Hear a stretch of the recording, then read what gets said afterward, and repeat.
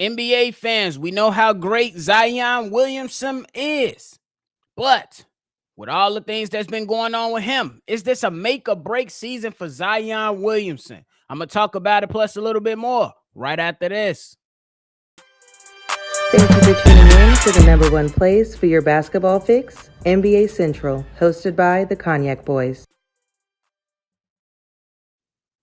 All right, y'all. Welcome back to another episode of NBA Central. You got me today, Bobby, one of the Cognac Boys and one of the hosts here on NBA Central. You can go ahead, hit the like button, subscribe to the channel if you like what you're listening to today. Now, look, there's a lot of things that's been going on surrounding the NBA, but one of the topics I wanted to touch on today is Zion Williamson. Is it a make or break season for him? And I'm not saying that is he gonna be out of the league? But how long should the Pelicans go continue to wait on Zion Williamson in that regard? Because he has not really played many games for this team since he's entered the league.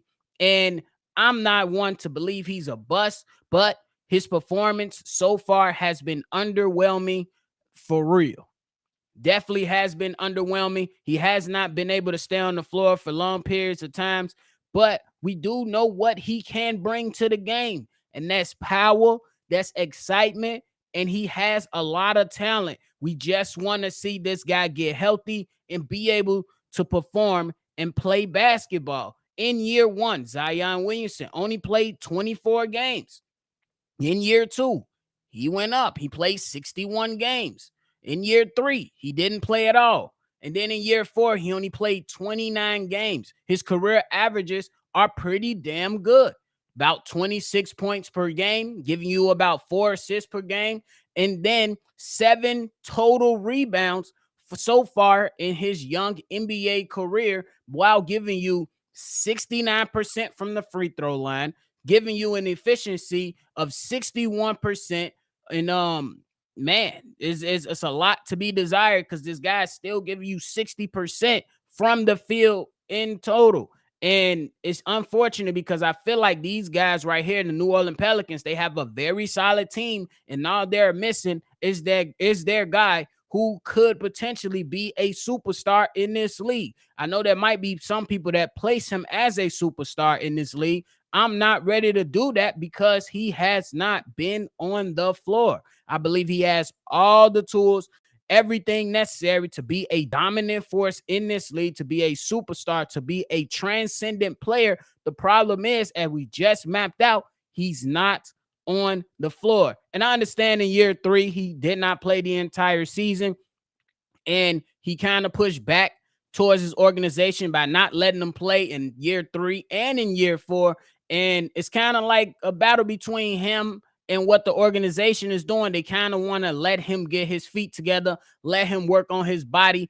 And he even came out in recent interviews and talked about how he need to take these things more serious because, there's a lot of people cracking on him about being down in New Orleans and all them beignets and all the gumbo and all the seafood, crawfish, etc., and him not taking his diet and taking his physical ability serious to where he can remain on the floor. Because if you look at the team is well constructed, in my opinion. You got nice, good players in Jose Alvarado, a solid, backup point guard, and Devontae Graham. You got Brandon Ingram over there, who's a nice star. Herb Jones, who's been developing and doing his thing, a guy, an experienced vet in CJ McCollum. You got Trey Murphy. You had Larry Nance Jr. The roster is pretty damn good, and the only missing piece is Zion Williamson. A lot of us are wondering, what has he been doing? I know it's not our business,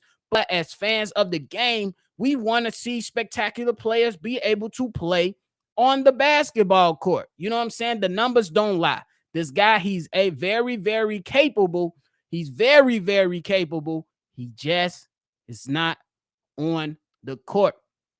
So when we talk about make or break season, in this regard, for the YouTube GM that I like to call myself, you know what I'm saying? Because I don't make the big bucks that these other GMs make out here within the NBA and within their respected profession.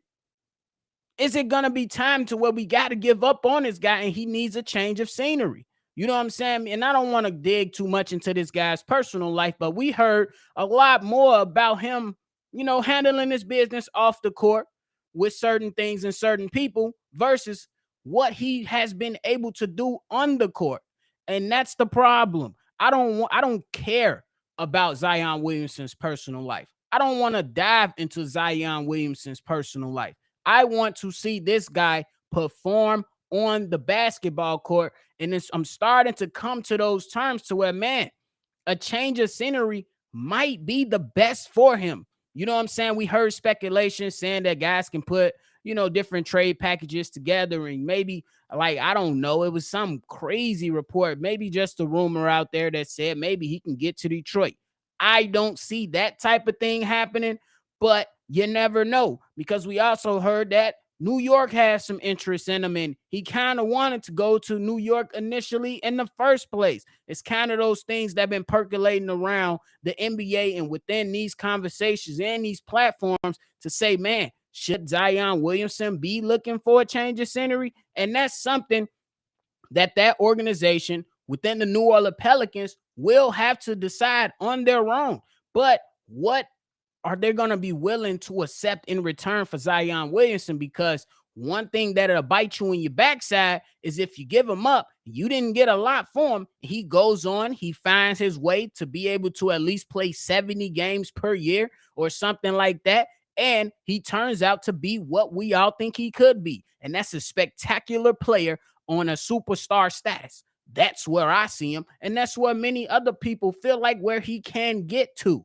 You know what I'm saying? But as of right now, there's a lot to be desired when it comes to the conversation of Zion Williamson, simply because he can't remain on the floor. Now, another issue is that this guy just signed a 5-year rookie extension contract. You know what I'm saying? To where this season he's going to be making about 34 million per year, and the total amount for the contract is 197 million dollars. So if you pay somebody that much money, obviously you believe in them. You believe in them. And I'm not saying anybody's discounting or, trying to disrespect them, but when you pay guys that money in a production-based league, the production has to match what we paying you. You know what I'm saying? Because it's guys that's making a lot less than him, and we see them more often, maybe not contributing in ways that he can contribute if healthy, but those guys are still, making those checks worthy. We want to see Zion Williamson make his way into this league and supplant himself as one of the greats. I don't want to come to the end of Zion Williamson's career and we talking about, man, what if? Because we do that with a lot of players. You know what I'm saying? Like, it's a lot of what if stories. And one of the guys that we always talk about is the banner that's behind me, and that's Derrick Rose. What if Derrick Rose never got hurt? Would he have won? It's just those questions that kind of flow when you talk about certain players and they just couldn't hit their stride, just couldn't stay healthy, just couldn't, stay on the floor, like a Greg Oden, similar guy who had all the talent, who had the height, who came out of college with a lot of hype, and you wanted to see what he can be in Portland next to guys like a Brandon Roy, which was another what if story. You know what I'm saying? So this is a guy that I'm really, really pulling for, but it has come down to this is probably a make or break season for him in a New Orleans Pelicans jersey. And he came out and he said all these statements. He made his he acknowledged that he had to get in better shape. He had to take care of himself a lot better. And I'm just hoping that now, as he's maturing and getting older and,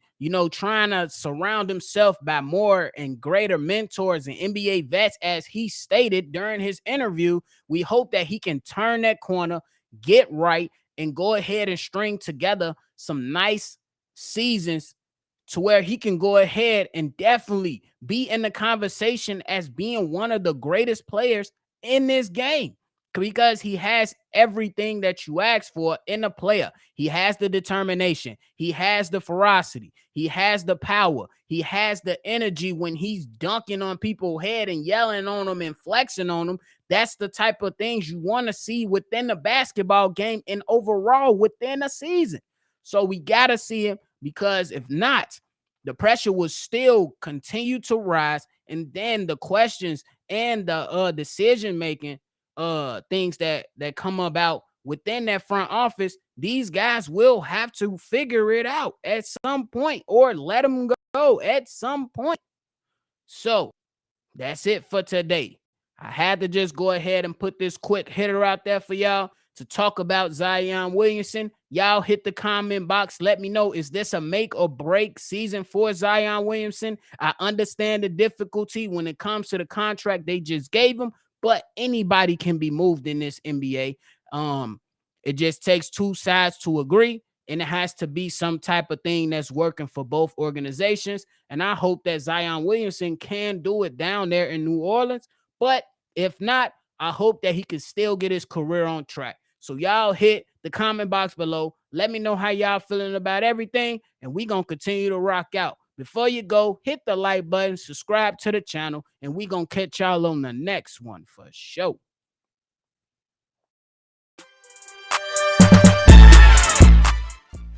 This has been a presentation of the Breaks Media.